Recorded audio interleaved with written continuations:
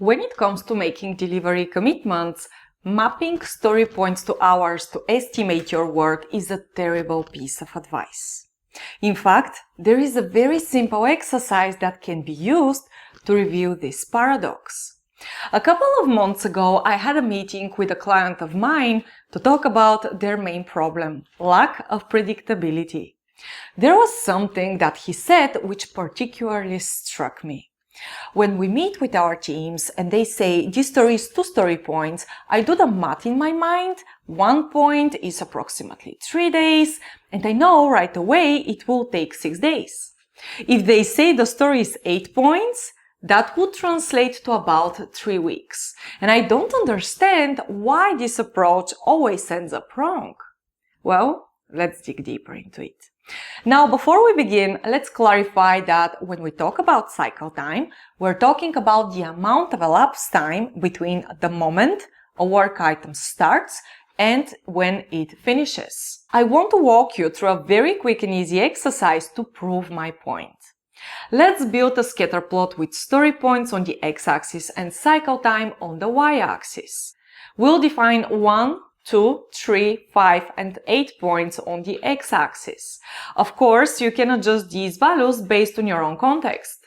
Now, let's plot how many days have taken for a story assigned with 3 story points to be completed. In this example, that story needed 12 days to be finished. Now, let's map story points to hours for the last 20 to 30 completed stories. For each work item, add the story points and then add the actual cycle time it has taken to complete the item. Moving on, we would expect that items with 1 story point will be relatively quick to complete, and as the story point value goes up, the time that an item has taken will slightly increase. This is what the correlation between story points and cycle times looks like for my client. If you look into the cycle times perspective, the items with 1 story point can range from anything between 1 day all the way up to 22 days. The same results are observed for items with 2 story points and 3 story points. The most surprising trend here is that their 8-point stories are in the same date range as the items with 1 story point.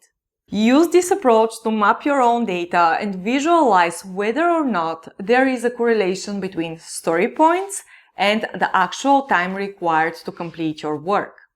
Be mindful that the main purpose of this exercise is to serve as evidence to prove that story points should not be mapped to hours.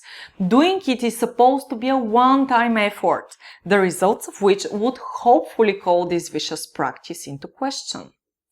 Providing proof based on your historical performance is the best approach to communicating the fact that converting story points into hours will land you in hot water. Now the question is, are you getting the right value from story points? When we talk about story points, the number itself shouldn't be that important. The actual conversation behind what needs to be done and how you can do it are the most important things.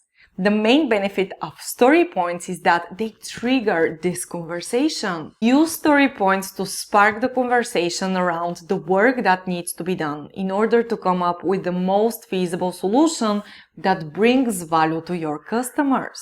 And always keep in mind that the time spent actually doing the work is way more valuable than the time spent arguing about the number behind the work itself.